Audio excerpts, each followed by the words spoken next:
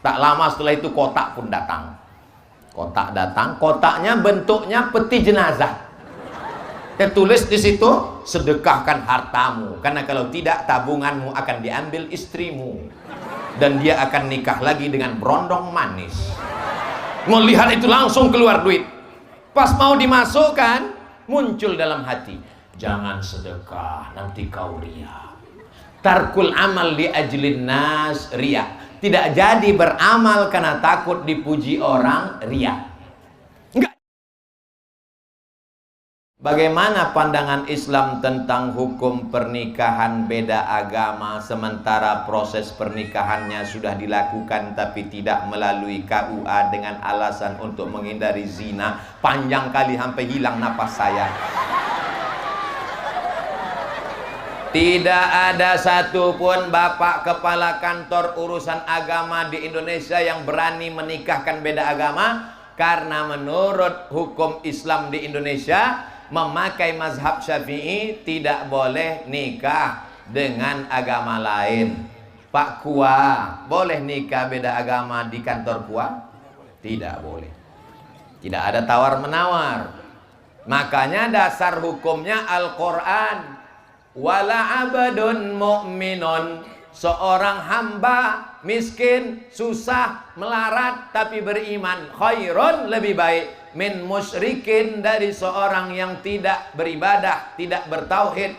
Walau a'jabakum, walaupun dia menakjubkan kamu, lebih ganteng, lebih kaya, lebih hebat, lebih tinggi, lebih putih, lebih cantik. Makanya sedia payung sebelum hujan. Kalau sudah nampak anak kita kelihatannya mulai akrab, mulai dekat, tanya dia, itu siapa nak? Teman aja mah. Tapi kenapa kulihat TTM teman tapi mesra? Kok mama tahu? Mama kan lahir nggak langsung tua, pernah juga muda. Jangan kita diam. Selama ibu masih mau ngomong, kok jalan sama siapa, tadi boncengan sama siapa, pulang jam berapa, ke mall sama siapa, insya Allah itu namanya merepet nasional. Tapi kalau sudah ibu diam aja, Bu, tadi anak ibu dibonceng orang kelihatannya nggak baik, biar aja, kiamat sudah dekat. Tapi kalau sudah terjadi, mau diapakan lagi? Nasi sudah jadi tai ayam. Udah hancur kacau balau, babak belur, ibu cerita bubur juga lagi. Jaga anak-anak kita Pak, jaga anak-anak kita Bu. Saya nggak sanggup jaga ponakan saya. Saya di sini dari Kamis, Jumat, Sabtu, Ahad baru pulang. Jadi yang menjaga ponakan saya siapa? Saya serahkan ke pesantren. Yang perempuan udah kelas 4, yang laki-laki udah kelas 2. Mizian Hazik Abdillah masih SD, nanti kalau sudah SMP masuk pesantren. Nggak sanggup Pak Ustadz, biaya pesantren masuknya 30 juta, naik jantung koroner saya. Tadi saya ke pesantren, kamarnya bersih, kasurnya tebal, masjidnya mantap, asramanya keren, pemandangannya luar biasa. Saya nanya, Pak Kiai Wildan, ya, di sini bayarnya berapa? Gratis. Pesantren Insan Cita Indonesia, biaya anak-anaknya gratis. Allahu Akbar. Tapi dalam kurung tentu ada syarat dan ketentuan berlaku. Fit dan proper test. Mudah-mudahan semakin banyak orang Sulawesi Tengah yang membuat pesantren seperti Insan Cita Indonesia, insya Allah. Amin. Dalam satu rumah tangga ada dua akidah yang berbeda. Laki-laki Muslim, perempuan tidak Islam. Si suami hendak melaksanakan ibadah sholat 5 waktu di rumah karena masjid tersebut tidak ada. Apakah sholat sang suami itu sah Pak Ustadz? Selama lantainya suci, sajadahnya suci, pakaiannya suci, badannya suci, dia sholat maka sholatnya sah. Dalilnya mana? Dalilnya Umar bin Khattab ketika datang ke Palestina mengambil kunci Baitul Maqdis, ditawarkan untuk sholat di dalam. Umar bin Khattab minta di luar, bukan karena tidak sah, tapi dia tidak mau di dalam tempat itu nanti didirikan masjid. Akhirnya Umar bin Khattab sholat di depan, tempat sujud Umar bin Khattab dijadikan sebagai masjid Umar bin Khattab, dan di depannya adalah tempat ibadah saudara kita. Masalah ibadah kita tidak urus. Wala ana abidum ma'abadtum wala antum abiduna ma'abud lakum dinukum. Jelas? Suci tempat, suci badan, suci pakaian. Kalau di dindingnya itu ada simbol-simbol agama lain, tutup supaya mata kita tidak terganggu. Bahkan di masjid kita sendiri pun, makanya nggak boleh ke masjid pakai baju yang ada tulisan-tulisan. Paling bagus bajunya polos seperti santri kita, bersih, nggak ada apa-apa.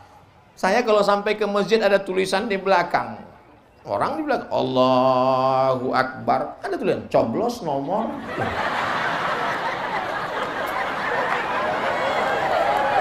Udah ke masjid datang terlambat, pakai baju kaos, langsung ke depan sok nomor 1, Allahu Akbar, tertulis di belakang. Emang masalah buat lo?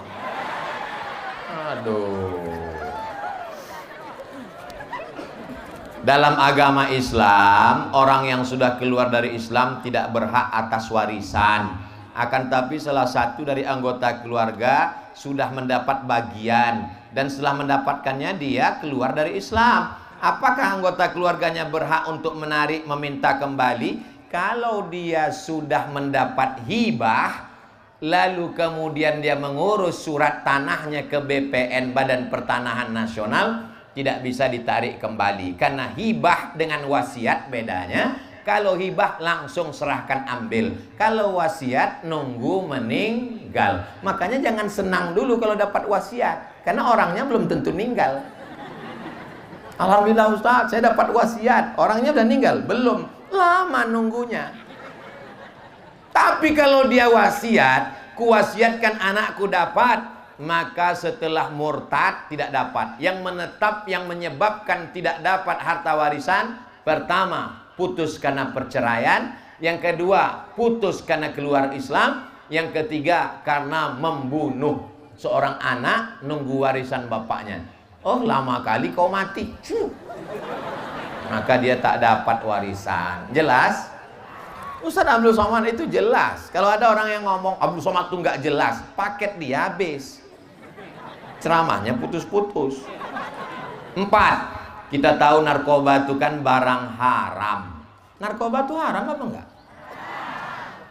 Akan tetapi penyebaran narkoba di tengah masyarakat sangat maju. Hal ini dibuktikan dengan persentase penggunaan dan pengedaran sangat signifikan.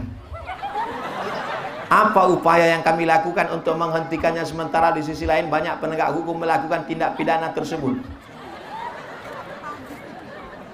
Bapak, ibu ngontrol anak-anaknya. Kullukum ra'in, setiap kamu Pak adalah pemimpin. Wa kullukum mas'ulun an ra'iyatih, kalian akan diminta tanggung jawab di hadapan Allah Subhanahu wa taala. Sebelum ke Mesir, saya kuliah di ibu kota provinsi dengan adik saya. Emak saya tiap bulan datang ngirim uang belanja. Kami nyewa rumah, kami ambil rumah kontrakan. Lalu kemudian pulang dari sekolah, kami lihat di lantai botol berserakan. Mak, kenapa mak pecahkan botol? Kusangka itu botol khamar, minuman keras. Itu botol parfum, mak. Mak saya bukan wanita biasa, dia luar biasa. Dia tidak hanya sekedar mengandung, melahirkan, mengandung lagi, melahirkan lagi ibu, tapi dia juga mendidik dan mengajarkan kami. Sampai botol parfum dipecahkannya, disangkanya kami minum khamar. Ibu siap menjaga anak ibu? 9 bulan 10 hari ibu kandung. Kalau cuma hanya sekedar menjadi pecandu narkoba, di Sigi mengandung masih 9 bulan 10 hari. Saya serius dia, astagfirullah. Setelah di rumah, Bapak RT, Bapak RW, Bapak Kadus, Bapak Kades, Bapak Lurah, Bapak Kapolsek, Bapak Kapolres, PNS, dosen, kalian bukan sekedar abdi negara, tapi kalian juga adalah muslim, amar ma'ruf nahi mungkar. Ustadz berceramah, hindari narkoba, innamal khamru khamar, wal maisir judi, wal ansab menyembelih binatang untuk berhala, wal azlam mengundi nasib, rijsun najis min amali syaitan fajtanibuh. Usaha sudah optimal, kalau dia makai juga. Ustadz Somad tolong doakan saya Pak Ustadz. Doa apa Bu? Anak saya kena narkoba, mohon maaf saya belum pernah ketemu doa Allahumma inni a'udzubika min narkoba. Tolonglah Pak Ustadz. Sebentar ya Bu, saya doanya nggak hafal, saya mau lihat handphone dulu boleh? Boleh, tolong dicatat ya Bu. Tolong dicatat ya Pak, ini doa untuk narkoba. Sebentar ya, kok narkoba ini payah nyarinya ya. Nah, alhamdulillah sudah dapat. Nih, catat baik-baik di atasnya a'udzubillahi minasyaitonirrajim. Setelah itu bismillahirrahmanirrahim. Habis itu alhamdulillahirabbil alamin. Habis itu selawat Allahumma sholli ala sayyidina Muhammad. Habis itu 0813 11 44 2193. Sekali lagi ya. 0813 11 44 2193. Loh, kok doanya lain? Ini nomor BNN, Badan Narkotika Nasional. Jangan malu-malu, simpan aja. Nah, nanti insya Allah pegang telepon. Insya Allah beberapa orang yang malu-malu, rahasia, takut. Ketika kau malu, kau sedang menyimpan bom waktu yang siap meledak. Betul? Rupanya dia tidak malu, dia telepon. Akhirnya BNN datang nangkap. Pas ketemu, gimana anaknya Bu? Alhamdulillah Pak Ustadz, sudah ditangkap. Sekarang di mana? Di Bandung dalam rangka penyembuhan di Badan Narkotika Nasional. Ketemu berikutnya anaknya di mana? Sudah pulang, sudah menikah, sudah sembuh, sudah sehat Pak Ustadz. Alhamdulillah. Jangan malu. Pertanyaan terakhir nomor 5. Bagaimana pandangan Islam terkait dengan kemajuan teknologi saat ini dengan penggunaan handphone yang kebanyakan penggunaannya mengupload kegiatan-kegiatan yang sifatnya misalnya salah satu contoh mengupload kegiatan kemanusiaan yang menyalurkan bantuan dan berarti menyindir saya tadi. Apakah itu masuk kategori sifat ria? Astagfirullahaladzim. Ini masuk ke masjid bawa uang 100.000 mau sedekah kan? Masuk ke masjid sholat Jumat bawa uang 100. Tak lama setelah itu kotak pun datang. Kotak datang, kotaknya bentuknya peti jenazah. Tertulis di situ, sedekahkan hartamu, karena kalau tidak tabunganmu akan diambil istrimu dan dia akan nikah lagi dengan berondong manis. Melihat itu langsung keluar duit. Pas mau dimasukkan, muncul dalam hati, jangan sedekah, nanti kau ria. Tarkul amal li ajlin nas ria. Tidak jadi beramal karena takut dipuji orang, ria. Nggak jadi sedekah karena takut dipuji, ria. Memasukkan uang supaya dipuji orang, ngasih handphone ke teman, tolong pegangkan. Terus kalau bisa streaming ya. Streaming, nanti buatkan slow motion. Sallallahu ala Muhammad, sallallahu alaihi wasallam. Syirik. Wal amal li ajlihim syirik.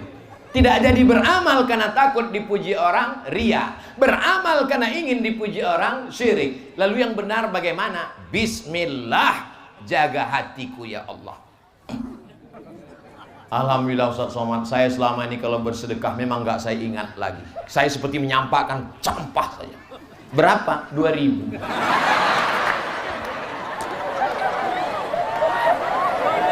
Mudah-mudahan Allah menjaga hati kita semua.